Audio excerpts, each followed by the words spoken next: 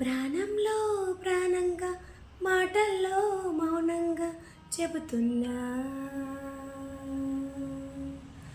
బాధైనా ఏదైనా భారంగా దూరంగా వెళుతున్నా. మొన్న కన్న కల నిన్న విన్న కదా, రేపు రాదు కదా జత.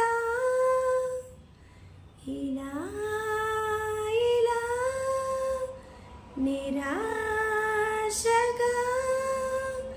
దరి దాటుతున్న, ఊరు మారుతున్న, ఊరుకోదు ఎదా.